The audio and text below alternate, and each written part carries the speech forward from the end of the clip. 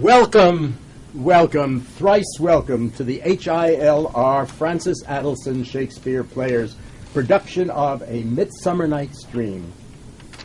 The 2009 issue of the American Shakespeare Center's Study Guide for Audiences includes the admonition to turn off all electronic devices and no text messaging during the performance.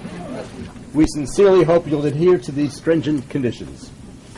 A Midsummer Night's Dream is surely a play that appealed to the Elizabethan crowd, and one can picture the old Globe Theatre when the rambunctious goings-on stage might have been mirrored by an equally boisterous audience. Well, you're on your own behavior on that one.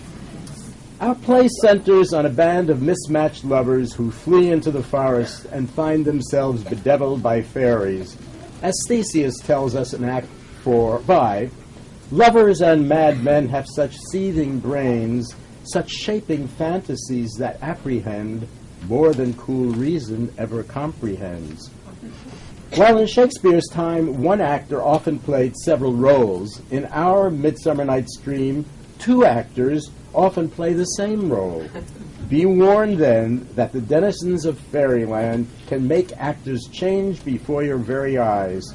It may take a few moments, but you'll discover that characters you recognized early in the play have been transformed and are played by others of your HILR friends.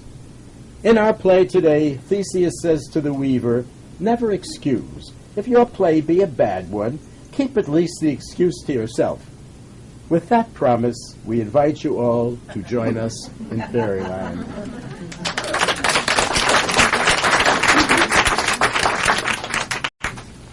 Now, fair Hippolyta, our nuptial hour draws on apace. 4 happy days bring in another moon. But oh, methinks how slow this old moon wanes. She lingers my desires. Like to a stepdame or a dowager long withering out a young man's revenue. 4 days will quickly steep themselves in night. 4 nights will quickly dream away at the time. And then the moon, like to a silver bow, new bent in heaven, shall behold the night of our solemnities. Go, Philostrate, stir up the Athenian youth to merriments, awake the pert and nimble spirit of mirth. Hippolyta, I wooed thee with my sword and won thy love, doing thee injuries, but I'll wed thee in another key, with pomp, with triumph, and with revelry. Happy be Theseus, our renowned Duke. Thanks, good Aegeus. What's the news with thee? Full of vexation come I, with complaint against my child, my daughter Hermia. Stand forth, Demetrius. This man hath my consent to marry her. Stand forth, Lysander. And my gracious Duke, this man hath bewitched the bosom of my child. With cunning hast thou filched my daughter's heart, turned her obedience, which is due me, to stubborn harshness. And my gracious Duke, as she is mine, I may dispose of her, which shall be either to this gentleman or to her death, according to our law. What say you, Hermia? Be advised, fair maid. To you, your father should be as a god. Demetrius is a worthy gentleman. So is Lysander. In himself he is. But in this kind, wanting your father's voice, the other must be held the worthier. I would my father would look but with my eyes. Rather, your eyes must with his judgment look. So will I grow, so live, so die, my lord, ere I will yield my virgin patent up unto his lordship. Take time to pause.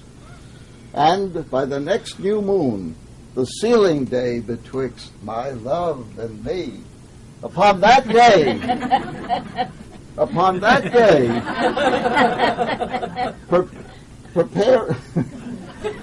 prepare to die, or else to wed Demetrius as he would, or on Diana's altar to protest for I austerity, and single life. Relent, sweet Hermia, and Lysander, yield thy crazed title to my certain right. You have her father's love, Demetrius. Let me have Hermia's. Do you marry him? Scornful Lysander, true, he hath my love, and what is mine I shall render him. My lord, I am as well derived as he, as well possessed. My love is more than his, and, which is more than all these boasts can be, I am beloved of beauteous Hermia. Why should not I then prosecute my right? Demetrius, I'll avouch it to his head, made love to Nidar's daughter Helena, and won her soul. And she, sweet lady, dotes, devoutly dotes in idolatry upon this spotted and inconstant man. For you, fair Hermia, look you, arm yourself to fit your fancies to your father's will, or else the law of Athens yields you up to death or to a vow of single life. Come, my Hippolyta. What cheer, my love?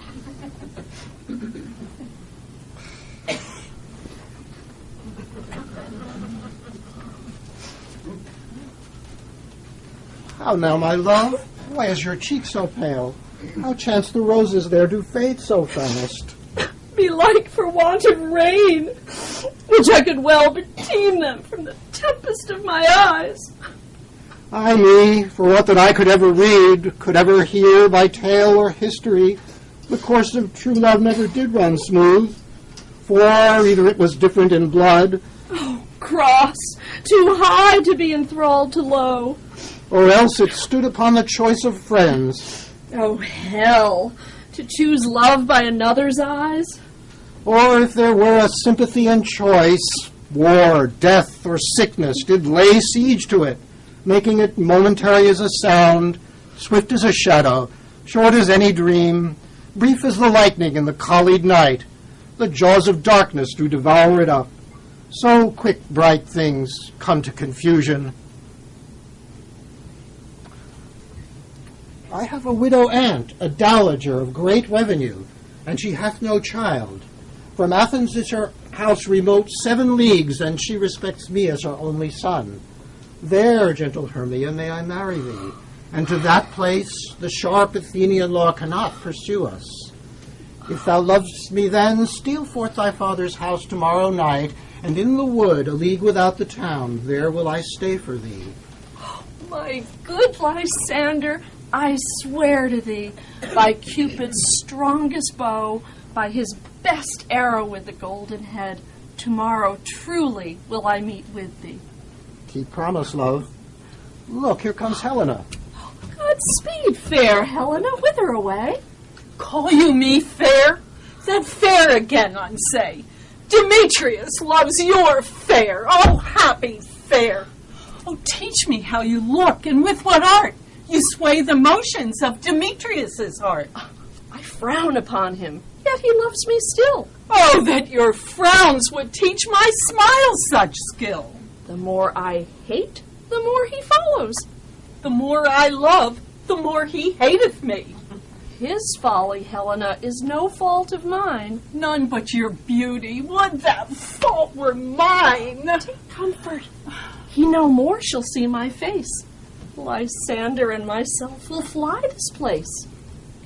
Helen, to you our minds we will unfold. Through Athens' gates have we devised to steal. In the wood, where often you and I upon faint primrose bed were wont to lie, emptying our bosoms of their counsel sweet, there my Lysander and myself shall meet, and thence from Athens turn away our eyes. Farewell, sweet playfellow, pray thou for us.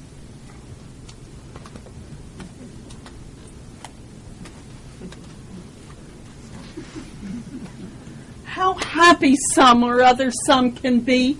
Through Athens I am thought as fair as she. Love looks not with the eyes, but with the mind, and therefore is winged Cupid painted blind. For ere Demetrius looked on Hermia's eyne, he hailed down oaths that he was only mine. I will go tell him of fair Hermia's flight, then to the wood will he tomorrow night pursue her. And for this intelligence, if I have thanks, it is a dear, dear expense. But herein mean I to enrich my pain, to have his sight thither back again.